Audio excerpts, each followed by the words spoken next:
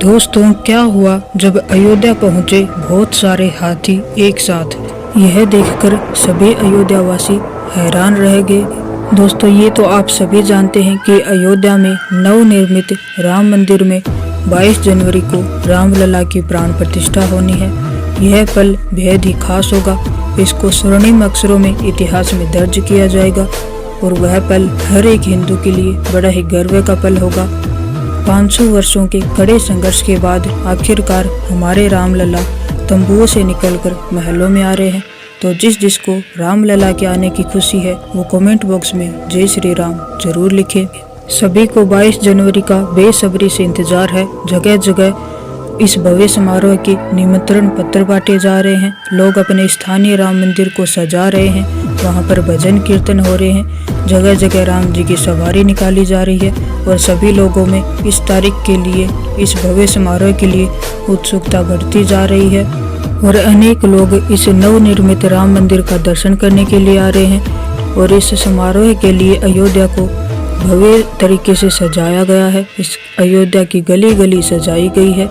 यदि आप रात में अयोध्या का नज़ारा देखते हैं तो आप देखते ही रह जाएंगे। अयोध्या को बहुत ही सुंदर सजाया गया है और अब तो मंदिर का निर्माण कार्य भी लगभग पूरा हो चुका है और जो बचा है वो भी तेजी से हो रहा है। मजदूर इसके लिए दिन रात काम कर रहे हैं। दोस्तों, रामलला की प्राण प्रतिष्ठा से आखिरकार अयोध्या में क्यों हो रहे हैं इतने सारे चमत्कार, इस वीडियो में हम पूरी सच्चाई जानेंगे। सबसे पहले गिद्ध आए, उसके बाद में भालू, बंदर, ये सब आए। क्या है इसकी सच्चाई? और अभी हाल ही में अयोध्या में बहुत सारे हाथी एक साथ पहुंचे हैं। तो राम जी का हाथियों से क्या संबंध है, इस वीडियो में हम जानेंगे।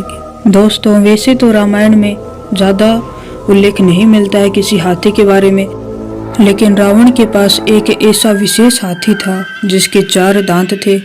हनुमान जी जब सीता जी को बचाने के लिए वाटिका गए थे तब उन्होंने उस हाथी को रावण के महल में प्रवेश करते हुए देखा था। हाथियों को राजसत्ता का प्रतीक माना जाता है और रामायण के युद्ध में भी जब राम और रावण के बीच भयंकर युद्ध हुआ तब उसमें भी हजारों हाथियों ने भाग लिया था। महाभारत के युद्ध में भी हाथियों को काम में लिया गया था। हाथी से जुड़ी हुई एक कहानी रामायण में देखने को मिलती है, तो आज हम आपको वो कहानी सुनाते हैं। एक बार दशरथ शिकार के लिए अकेले जंगल में जाते हैं। राजा को बस किसी जानवर की हल्की सी आहट सुननी होती थी और वह अपना तीर उसके निशाने पर भेज देता था। थोड़ी देर बाद उसने गरारे करने की आवाज़ सुनी और मान लिया कि यह कोई हाथी अपनी सूंड से पानी चूस रहा है। उसने एक तीर चलाया जहां से आवाज़ सुनाई दे रही थी, लेकिन एक घायल हाथी की तुरही के बजाय उसने एक पीड़ादायक मानव की आवाज़ सुनाई दी। अचानक उसे पता चला कि जिस आवाज़ को उसने हाथी के पीने के लिए गलत समझा था वह उस पानी के बर्तन के गरारे की आवाज़ थी जिसके पास तपस्वी आया था। वह अंधे माता पिता का बेटा था। जब राजा दशरथ ने यह देखा तो वह बड़े ही दुखी हुए और उसने उस अंधे माता पिता के बेटे को बचाने की कोशिश की, लेकिन वह उसे बचाया नहीं पाए और उसकी मृत्यु हो गई। उसके बाद राजा दशरथ पानी भर करके तपस्वियों की कुटिया में ले गए जहां अंधे दंपति अपने बेटे की प्रतीक्षा कर रहे थे।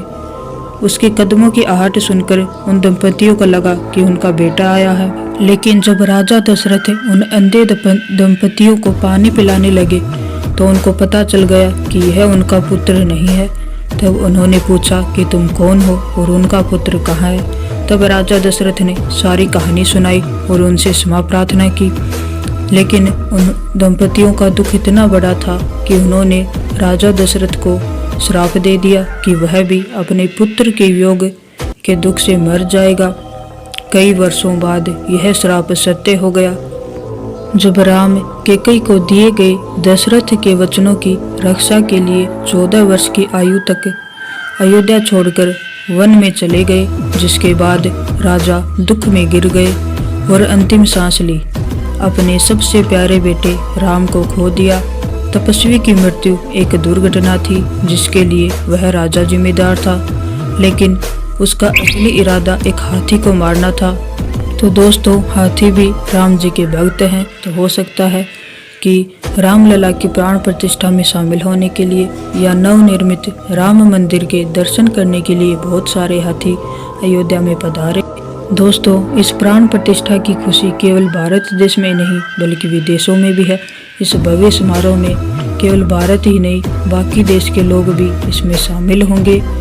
अब तो देश विदेश से बहुत सारे लोग अयोध्या आने लगे हैं और उनके लिए अयोध्या में काफ़ी सारी तैयारियां भी की गई हैं। बहुत सारी धर्मशालाएं खोली गई हैं, होटल रूम खोले गए हैं। अलग अलग राज्यों से लोगों के आने के लिए बस रेल चलाई जा रही हैं। और विश्वास मानिए, यदि आप अयोध्या आते हैं तो आपको यहाँ पर किसी भी तरह की कोई भी परेशानी नहीं होगी।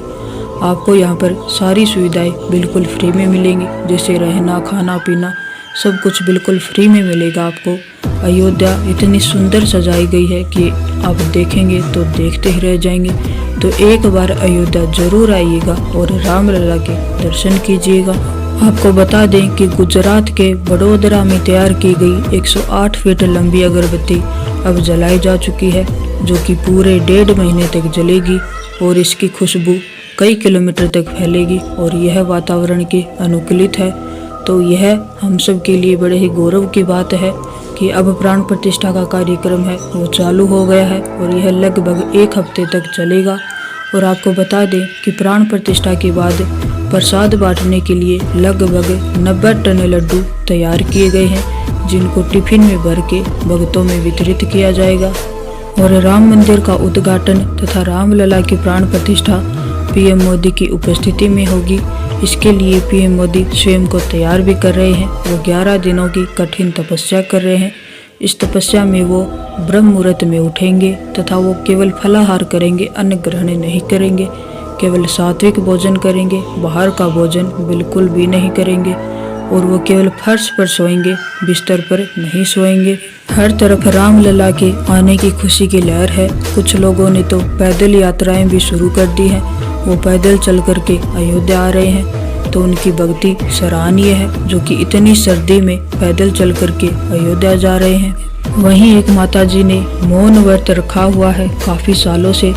जिस दिन बाबरी मस्जिद तोड़ दी गई थी और यहाँ पर राम मंदिर बनाने की घोषणा की गई थी, उसी दिन एक माताजी ने मौन व्रत धारण किया था और उन्होंने प्रतिज्ञा ली थी कि जब तक राम मंदिर का उद्घाटन नहीं होगा तब तक वो अपना मौन व्रत नहीं तोड़ेंगी।